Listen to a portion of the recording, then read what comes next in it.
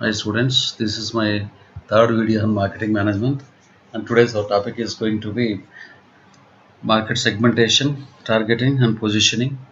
And before getting into general discussion of the topic, general quotation for you: not all the horses leaving the starting gate reach the finish line, and many horses will be contesting in the horse race, but only a few will win the race. The same way, so many products will be released into the market, even every day or every year or every week or every month. But many of the products will not be successful in winning the hearts of the customers. They will not be successful in the market because of many precautions might not have been taken from the business person's point of view or marketing department's point of view or in anything like that. So many precautions need to be taken before launching a product into the market. It starts right from market research to so many other things. So out of that kind of very important things, today we are going to discuss about three things like which are called as STP in generally, which stands for segmentation, targeting, and positioning. And before discussing about these three things, in general, let's have a normal case. Let's take a typical market where we have 200 customers, and where 100 customers are males and 100 customers are females. And you are a producer of lipsticks, and you are going to release your product into the market, and obviously you know that only 100 people will be your customers. And when you practically release your product into the market, and it happened to be bought by only 10 people, I mean to say, like, out of 100 people, only 10 people bought your product. And this made you put you in a kind of little bit confusing state. And what you did is, you went for a market research wherein you understood that 50% of 50%, I mean to say, 50 female customers are illiterate, and they didn't buy obviously your product. Obviously they didn't buy your product, and out of remaining 50, 20 people, feeling that the price of your product has low, and they understood that your product is of low quality. And remaining 30, out of remaining 30, 20 people didn't like your color of your lipstick. Only 10 people happened to buy your product. So this is the condition, like when a product has uh, been released into the market without much meditation, much understanding of the market.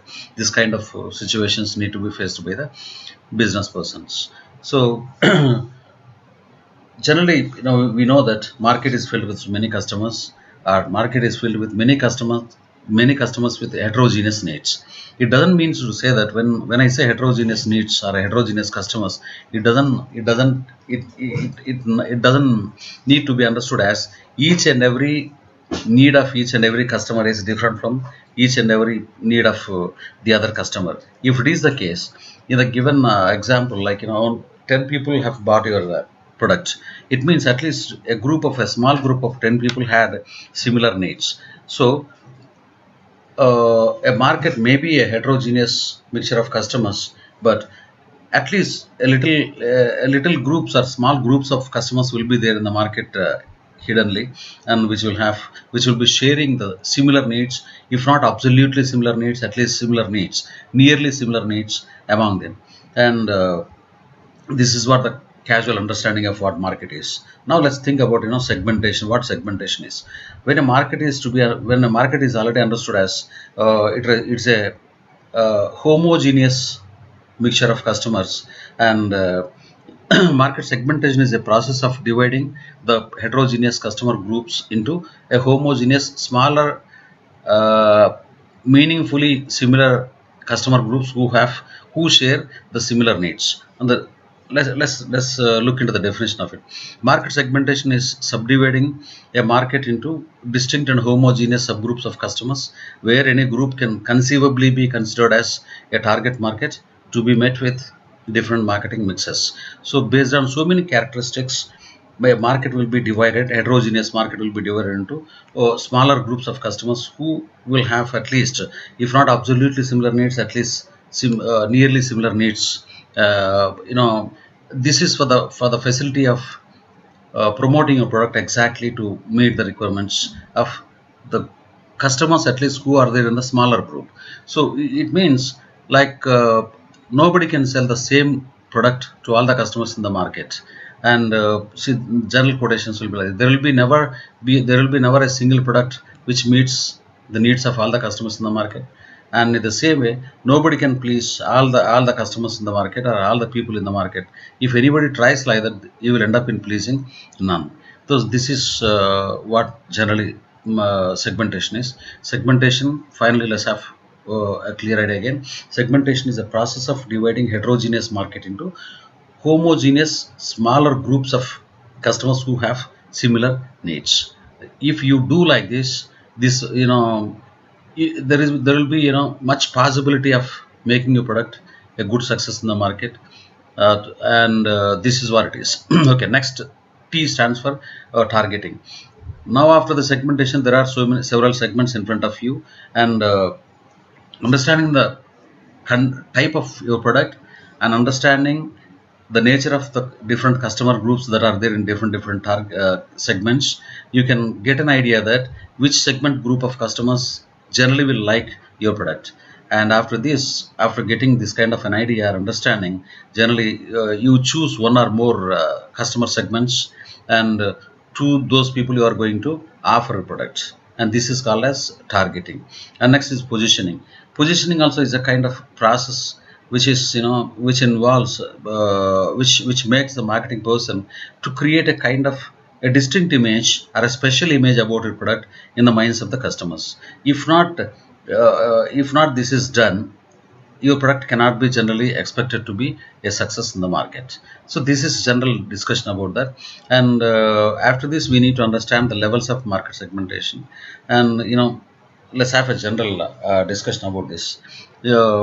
Segment marketing, the first is segment marketing, and now already we have an idea about this, dividing heterogeneous market into homogeneous smaller groups of customers who share the common ideas or common needs or common requirements or some of the specifications.